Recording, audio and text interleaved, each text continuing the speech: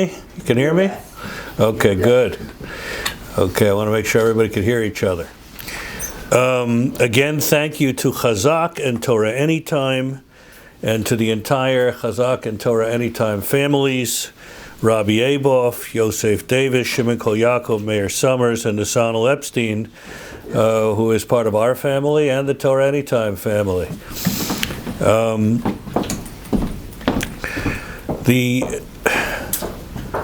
We quote the Megillah every week. Megillah is something that we look forward to every year, and every time you read it, there are more in-depth thoughts that we're able to glean. However, anytime you make Havdalah, we all cry out, La Yehudim Haisa Ora V'Simcha V'Sason V'Kar. And to the Jews there was light and gladness, preciousness. And the Talmud says, La Yehudim Haisa Ora. And to the Jews there was light means there was Torah. And Purim is one of the busiest days of the year. The observant Jew does not refrain from going in his car on Purim. In the car, the streets are full. And there's lots of mishloach manos to give out. And we want to make sure we get out the matanot levyonim. We're hearing the Megillah, and we can forget two very, very precious gems that should not be forgotten on Purim. And that is the gem of Torah and the gem of tefillah. The gem of studying the truth and the gem of asking. That it says in Shulchan Aruch, Kol HaPoshet Yad, whoever extends their hand and asks on Purim, we give. We give. Why? Because Hashem gives on Purim. How does Hashem give on Purim? When we raise our hands and our hearts in prayer. So don't let this day go by without infusing some beautiful prayer to celebrate the day. And now we move to the shir. And you have your source sheet if you're at the table here. In our third annual live Torah class on Purim. And the class this year is called, as I said, Unmasking Amalek. Because everybody knows that Purim is Amalek. Everybody knows that Haman is a grand descendant of Agag. He is the Agagi, Haman HaAgagi, and Agag was the king of Amalek. But who is Amalek? And even more than who is Amalek, what's Amalek doing in the middle of Persia? Persia is a completely different exile, a completely different country. We don't see Amalek show up in Hanukkah. We don't see Amalek show up in Egypt. Why is Amalek, the Maharal asks, showing up in Persia? Who is this Amalek? If we can understand who Amalek is, so then we'll know how he got here, what he does, and how we can stomp him out, which is why we make a lot of noise at the Megillah reading. Number two, everyone knows that Purim is the hidden holiday. What do I mean by hidden? It's the only book in the Torah that doesn't have God's name.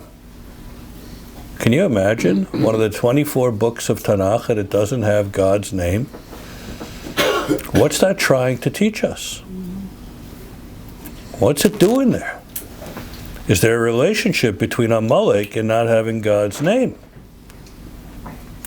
Number three, what did we do so bad to warrant near destruction?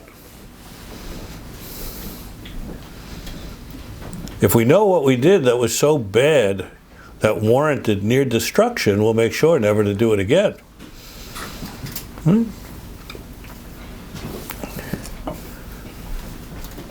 It's an unbelievable near-death experience for the Jewish people. Even more frightening in retrospect than the Holocaust. Holocaust wiped out 1/3 of the Jewish people. Who knows what he would have done, could have done if he wanted to do more. Haman had the entire Jewish people at his fingertips, at all of the 127 city-states that Achashverosh was in charge of. So what did we do that warranted that near destruction? And finally, what's our lesson on Purim? Right? We take a few l'chaims, we enjoy each other's company, we read the Megillah Esther, we reveal what is hidden. You can't let this day go by without imbibing a lesson and not just a libation. So let's begin.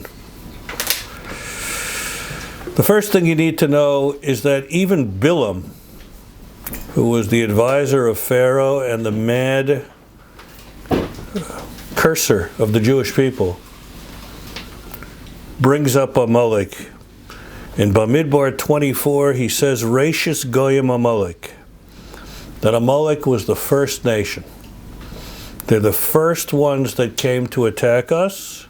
However, Achriso Adeoved, eventually they're going to perish forever, which is our task, to blot out the Amalek around us. Even if our neighbor doesn't have on his mailbox Sam Amalek,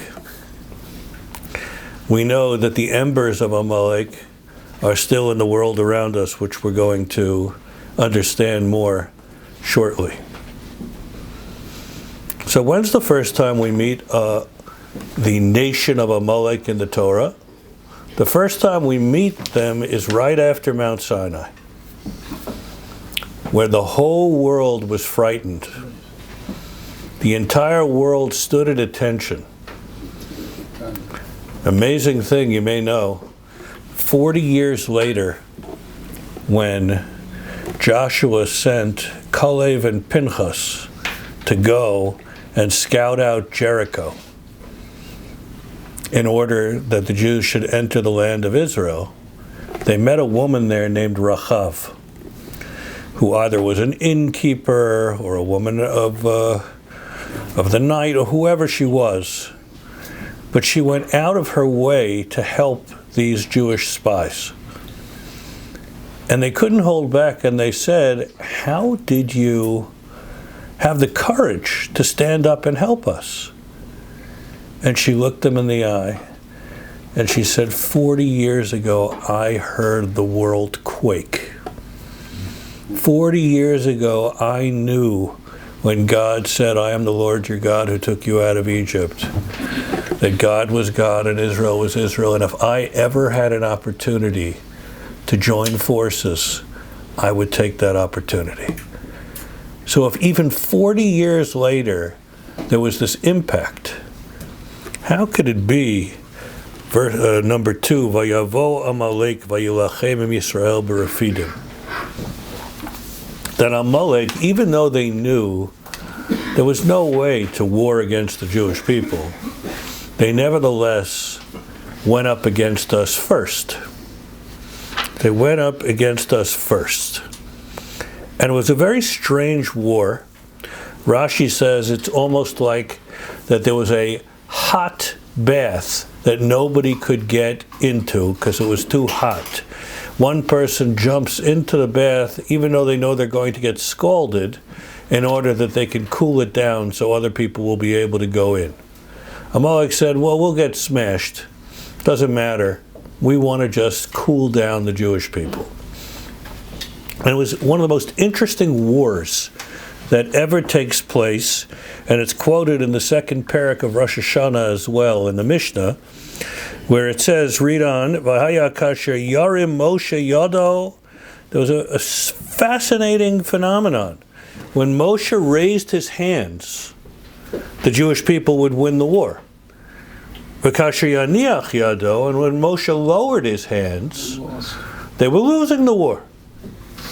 V'idei Moshe kvedim, and Moshe's hands were very heavy. Couldn't hold them up for that long. So he put a rock underneath it, and Aaron and Hur held him up. And look at what I underlined. Vayehi yadav emunah, and his hands were faith. Right? So they don't translate it right there. They translate it that his hands were faithful, they were steady. But if you look in the Hebrew, Vayehi yadav emunah, that his hands were faith. What on earth does that mean? What does it mean that Moshe's hands were faith? So I'd like to suggest the following after we do the next little piece. Who's Amalek? This insight I saw, and several of the insights I'm going to say are written over in a sefer that was put together by the Nachlas David, Rav David of Tevil, He was a primary disciple of the Reb Chaim of Volozhin, who was the disciple of the Vilna Gaon. And he had some insights on the Megillah and on Purim that were so thoughtful and that were so penetrating that I decided I wanted to share them with you today. The first is this: who is Amalek? Where does Amalek come from? So Amalek is a mixed breed. Amalek is the grandchild of Esav. However, take a look. Vayelech Esav el Yishmael. Esav went to Yishmael and he took Machlas bas Yishmael ben Avram. Achos devayos al noshav lo la'isha. Interesting. Esav took the daughter of Yishmael. And says the Nachlas David that through the union of the blood of Yishmael and Esav comes Amalek. What a hybrid. Our two sworn enemies, and what they have in common, Yishmael and Esav, is that until today, they want to claim they're the chosen people. Until today, the Muslims claim that Abraham took Yishmael for the circumcision and not, up the Har HaMoriah for the Akedah. He did have a circumcision. And not Yitzchak. Until today, the Ishmaelites want to say it's us and not the Israelites. And until today, the Christians, no matter how pleasant many of them are, want to say that the Jewish people have been discounted, that they've been replacement theology. And so Amalek, being the fusion of Esav and Yishmael, want to cast darkness over the Jewish people, and they want to show that there is no relationship between God and the Jewish people, and perhaps that's why God's name isn't mentioned in the entire Megillah. It's a time of darkness because Haman, who's representing Amalek, amidst the exile of Persia, it's a two-part punch. Persia has a certain decadence to it. What did the Jewish people do that was wrong, that warranted a near extinction? They did two things. Number one, they desecrated the vessels of the Holy Temple.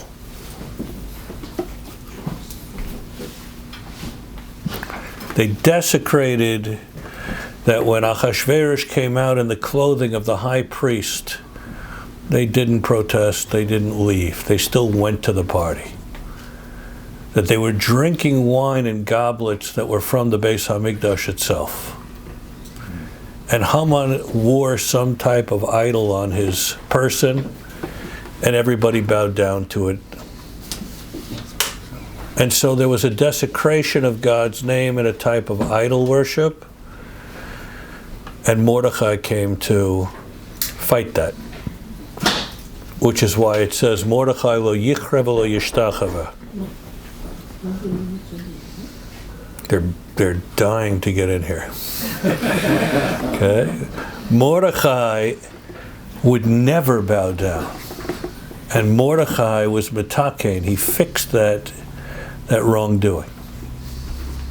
The second thing that went wrong was that the Jewish people were involved in the licentiousness of the party.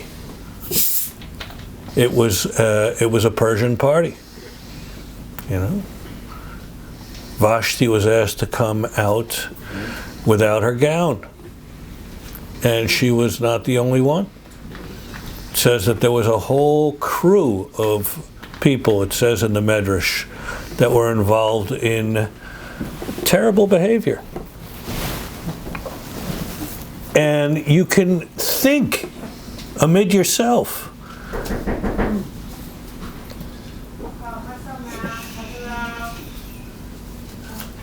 you could think amidst yourself the challenges that the Jewish people felt should they go to the party or not. They thought to themselves, how could I not? The king is inviting me. And that was what they did that was wrong, and therefore it was mitukan, it was fixed up by Mordechai and Esther. But now you can begin to understand that you have this incredibly lascivious, licentious, degrading, idol-worshipping environment that wanted to show that there was no more relationship between God and the Jewish people. And on top of that, superimposed, was Haman, who came with the fusion of darkness to say that there is no rhyme or reason. So, because of that, what takes place in the Megillah is a story of intrigue that if you don't look with a discerning eye, it's possible to miss. If you don't look with a discerning eye, it's possible to miss Hashem's hands, kaviyachol, in orchestrating all that is going on. And I'm going to show you a couple of fascinating matters that we take for granted when we learn it the first time that we read it.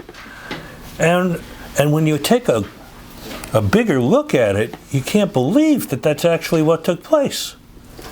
So the first one is towards the bottom of the page. It's at the end of chapter 2 and the beginning of chapter 3. So, boom. Just so happens that these two sentries, Bigsan and Seresh, decide that they want a mutiny, they want to knock off the king. And since Mordechai was a member of the Sanhedrin and knew all 70 languages, he was able to understand what they were planning, and he was able to share that information with Esther. Esther shared that information with Achashverosh, and Achashverosh was able to be saved. And he had the two of them hanged. So who do you think should have been rewarded? Mordechai. Yet, in the next verse, in chapter 3, number 3 here, it says,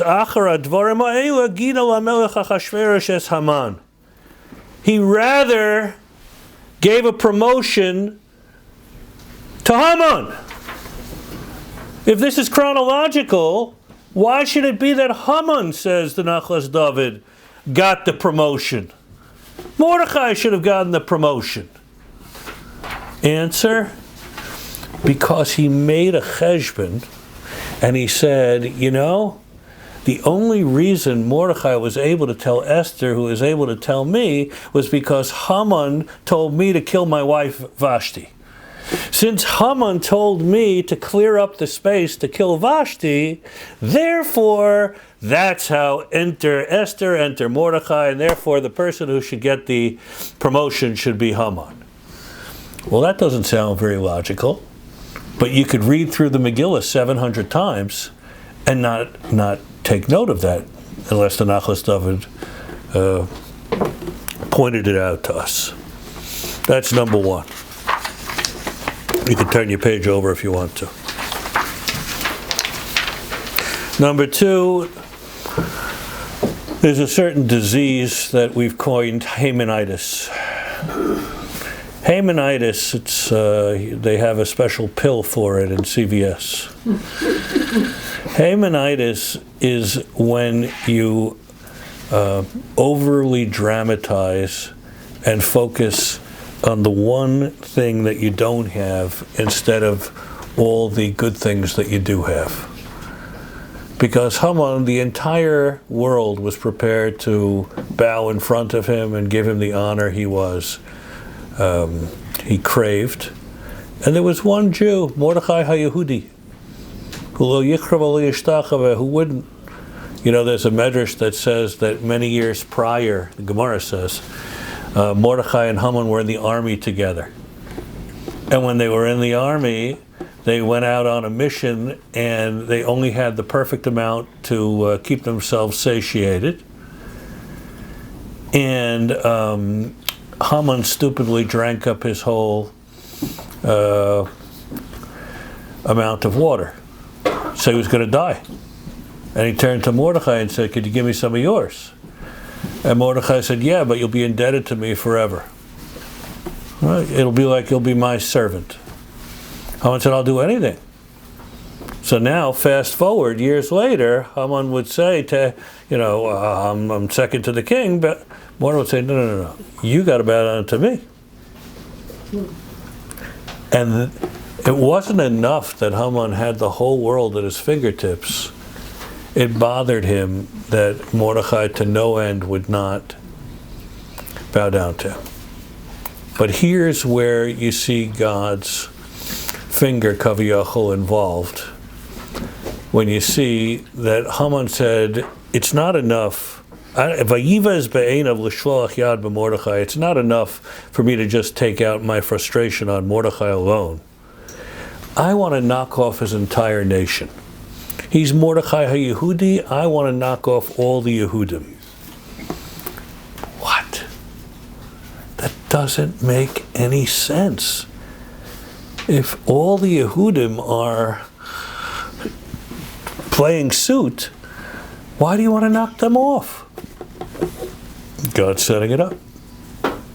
He's setting it up behind the scenes.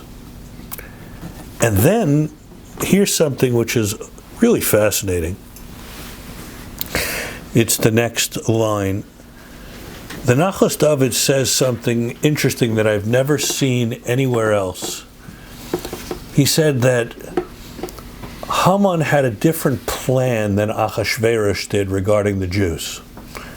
Even though they both agreed, Haman said, "I'll pay you 10,000 shekels if we can knock off the Jews," and Achashverosh said, "You know what? I'll give you the money."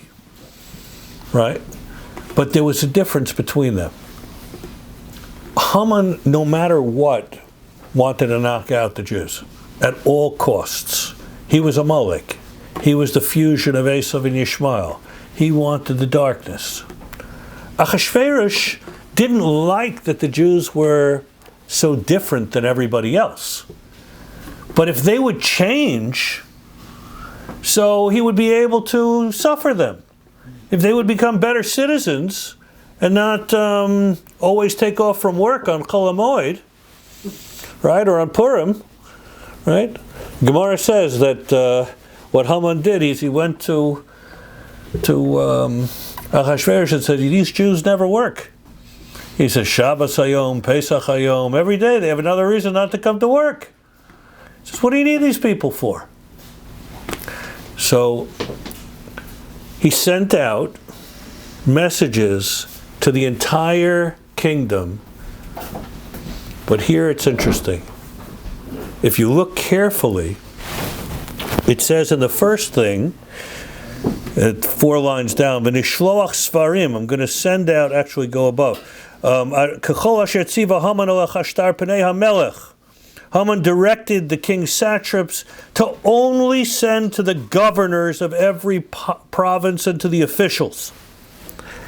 He only sent it to the leaders of the entire, each one of the states. But the text of the document was not sent out to the masses, that it should be read by everybody in each one of these city-states. It wouldn't be allowed to be opened until that day, the 13th of Adar, the following year. Why is it that Haman did not want this fully open? That's why the language is, it says Lios Hasidim Liyom Hazeh. In the future, they're going to be able to open it up. Because Haman was concerned that if the Jews around the world heard about this, some would do tshuva and maybe God would save them. And some would say, I want to be more Persian. And Achashverosh would say, well, we don't have to kill them. And since Haman had a megalomaniac plan of knocking off the Jewish people at all costs, he even veered away from the plan that Achashverosh had. And when Achashverosh figures this out and begins to realize that Haman is doing his own deal, Haman is running his own ship, Haman is not following the orders. It's an amazing thing. Well, we'll see it right now, where it says chapter 6. I don't know about you, but my entire life, when the Balkore reads out, Balayla hahu nadadosh nas hamelech, and the chapter 6, on that night the king couldn't sleep. So I don't know about you, I thought he just had insomnia. You know, sometimes kings can't sleep. Need a little melatonin. Right? He had a hard day. Nachlas David says no. Nachlas David says, you want to know why he couldn't sleep? He couldn't sleep because he was worried. What did his wife want from him? Because that morning, Esther said to him, I want a meeting between you and Haman. Well, that was keeping him up all night long. Why did he want to have a meeting with, she want to have a meeting with him? And what was that all about? What was going to come out at that table? And so he was already suspicious of Haman. And Achashverosh himself started thinking, you know what? Maybe she's upset that I never awarded Mordechai. That's why when it was read to him that night from the Sefer HaZichronos, from the book of memories, from the book of Chronicles, he set up to be able to help and give honor to Mordechai the next morning. Now, I don't know if you noticed, I noticed this many years ago, that when Haman comes early in the morning and says, Achashverosh says to him, how would you give honor to somebody that is seen in favor by the king? Well, he says, I would dress him up and I would put him on a white horse and carry him through the streets and I would put on a crown on his head. Well, Achashverosh was a little concerned that he said put a crown on his head. And when he told him what to do with Mordechai, he left out the crown. Like there was already a change between the two of them. You ready? But the granddaddy of them all, the moment where everything falls into place, is when we meet this servant of the king, one of the eunuchs of the king, who just happens to be there, whose name was Charvona. Good old Charvona. Because the second party, when Esther finally reveals that there's a great evil man who wants to wipe out me and my people, and his name is Haman, out of nowhere, this eunuch, Charvona, comes in and says, oh, by the way, you know Mordecai, who only wanted to do good for the king? Look over there in the distance. Haman made a gallows to kill the person that said such good things about you. And Achashverosh says, you know what? Off with his head instead. What are we supposed to learn? He comes from nowhere. You can read that 100 times and just say, oh, isn't that wonderful that there was somebody there named Charvona who made that wonderful. We meet Charvona once earlier in the Megillah, in the first chapter. Now the Midrashim are even more incredibly interesting, in that one Medrash says that it was actually Eliyahu HaNavi dressed up like Charvona. There's another Medrash that says, no, it was the regular one. What's it coming to teach us? What's it coming to teach us? This past summer I was in Eretz Yisrael on Tisha B'Av, and on Shabbos Chazon, Rabbi Yaakov Haber asked the question. He said, when Mashiach comes, what are we going to do about reading Eicha, reading Lamentations? And he quoted the Kotzker Rebbe, who said, we're still going to read it, but to the tune of Megillas Esther. We're not going to read it to the tune of Lamentations. And if you are listening carefully to the Megillah, there are 3 or 4 times in the Megillah that we have the tune of Eicha. V'chelim mekelim shonim. So now we have Esther leaning into Lamentations. In the time of Mashiach, we'll see Lamentations leaning into the joy of Megillas Esther. And I think I heard Rabbi Haber quote the Zohar. Look at the bottom of this page. That if you look at that big word there, Charvona, it's actually an anagram to Charev Bona. Charev Bona means it looks like it's being destroyed, but it's actually being built. Charev, Charava, Churban is destruction, and Bona is building.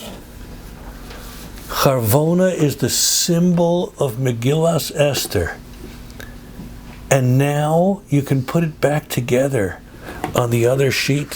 When I asked you before, what on earth does it mean that Moshe Rabbeinu's hands are faith? When it says, Vihi yadav emunah. What does that mean? Well, we know what faith is. Faith is when somebody's ill and somebody's not well and we're sitting and davening that we are being faithful.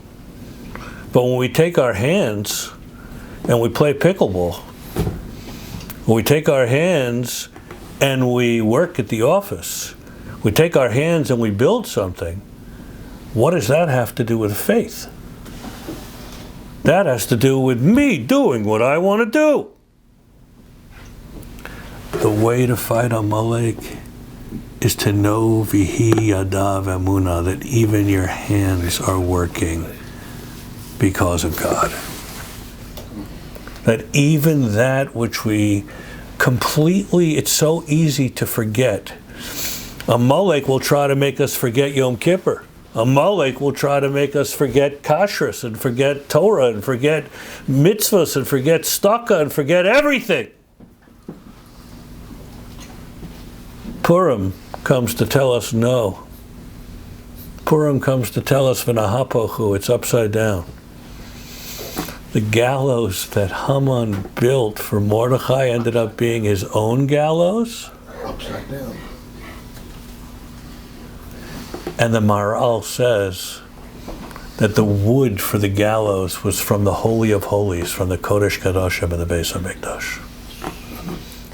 He thought he was taking wood to kill Moshe. That wood was holy wood, and it would be the opportunity to bring the ending of Amalek at that time.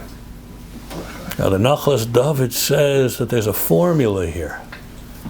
The formula is when first you need a king, then you wipe out Amalek, then you can build the Beis HaMikdash. That's what happened. First we had King Solomon, King Saul, Shaul. Shaul was supposed to wipe out Amalek, he didn't, so Shmuel finished it, and then Solomon built the Beis HaMikdash. Now Mordechai rises to second in command. They wipe out Amalek, and Esther's son is going to commission building the second Beis HaMikdash. The son from Esther and Achashverosh, whose name was Darius, is going to commission the building of the second Beis HaMikdash. So what are we supposed to take from Purim, from the Megillah, from these insights? Is that even those matters in life that seem so earthly, king makes a decision, I'll promote Haman. There's a divine chess game going on to get us where we need to go. He can't sleep at night, he needs melatonin. No, it's so that he will read over the Chronicles and end up putting Mordechai on a chariot, on a horse, and end up hanging Haman in the wood of the Beis HaMikdash. Our task this Purim is to pledge to try to see the world with a set of eyes and vision that even when things look horrid, and you don't have to be someone knocking at the door to be able to see that the world has its challenges. And it's not just the world, it's everybody in their own lives. Who doesn't have things that give them pause and concern? Don't think anything is beyond the grasp of HaKadosh Baruch Hu. It's Haman and Amalek. It's Esav and Yishmael that come to say, you don't matter. You don't matter at all. We matter. Everybody wants to be the Jews except the Jews. Right? Somebody called me yesterday. They're looking for somebody to do a baby naming. I said, oh, how nice. She says, well, I married out, my son married out, and it's not going to be kosher. And I said, what are you doing? I said, I'm not your man. You could fall so far away so easily, and the world just wants to come and tell you you don't matter. That's Amalek. Whenever we feel that we don't matter, it's Amalek taking a peg and putting it into that side of our brain. And we, every Motzei Shabbos, remember La Yehudim Haisa Ora V'Simcha V'Sason V'Kar, that we have an eternal connection with Torah, with Tefillin, with Shabbos, with Milah. We have this eternal connection that there's no part of our lives that is not infused with emunah. And that's why the war against Amalek had to have Moshe's hands in the air. It says in the Mishnah, because when Moshe's hands were in the air, everybody was looking to the heavens and knew it came from God. But his hands were there to show us that even when we're doing things with our hands, that we think it's all our power, kochi v'yotzem yadi. It's actually all being orchestrated by the divine maestro. And Purim, Megillas Esther, is so relevant in our world, not just because modern day Iran puts on their rockets, Maves LiYisrael, death to Israel, right? When we say Bayamim Ahem Bazman Hazeh, just as in those days and these days, it doesn't get more parallel than that. But so much in the world just wants to say that there is no special relationship between God, Torah, and the Jewish people. And when we feel that way, it gets dark outside. It gets so dark outside that we don't see God. Purim allows us to turn the lights on. Purim is the one time a year that the lights go on in full. When you hear that Megillah, if you understand what it is that's being read, it's a shot in the arm. It's an eye doctor putting the right lens into your cataract. It's having that l'chaim and seeing the world through just a little bit of a different angle than you normally do. And realizing that Purim, even lotteries, which we think are so random, are not random at all. Haman thinks that it's bad omen for the Jews because Moshe died in Adar, and he's excited. It is a wonderful omen because Moshe was also born in Adar. And everything that he thought showed his favor ended up being his demise. And everything that looked like it was a demise for the Jewish people ended up being in their favor. I once heard Rabbi Yitzchak Berkowitz say in Yerushalayim, who did more for the Jewish people, Haman or Mordechai? So you would think Mordechai is the tzaddik and Haman's the rasha, so we want to wipe out Haman, he's garbage. Haman did a lot for the Jewish people. He knocked out Vashti and he made space for Esther. He built his own gallows, right? He set himself up, made himself completely untrustworthy in the eyes of Achashverosh. Our worst enemy can be doing the work for us. We just have to remain steadfast, have faith, and do ours. We need to have faith, but we also have to do ours. Esther hesitated when Mordechai sent a message to her saying, our days are numbered, go in to see the king. She hesitated and said, he hasn't called me for 30 days. I'm not going in. If I go in unannounced, it could be off with my head. And Mordechai said, Al tidamech l'nafshi, don't remain silent. Ki hacharesh tacharishi ba'es hazos, if you remain silent at this time, revach v'hatzala yamod laYehuda mimakom acher, then Jewish people will be saved another way. But you and your father's house will be wiped out forever. You've got to do yours. Am I going to tell anybody at this table what yours is right now?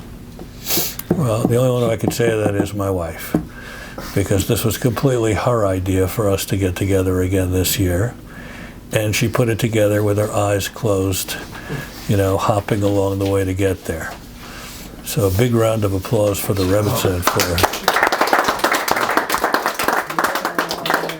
when else do you get to come to a shir wearing a rabbi's can run hat and a purple set of antennas? And everybody who's here plays an important role, and I hope that not only will you enjoy the taste of the hot dogs for the rest of the day, however, you will also take with you the message of what Amalek came to do and why and how he brought darkness, and the way that we dispel that darkness is by recognizing Charvona, that which is coming to destroy is actually coming to build.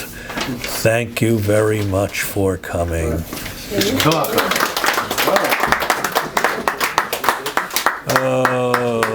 You can keep it if you want.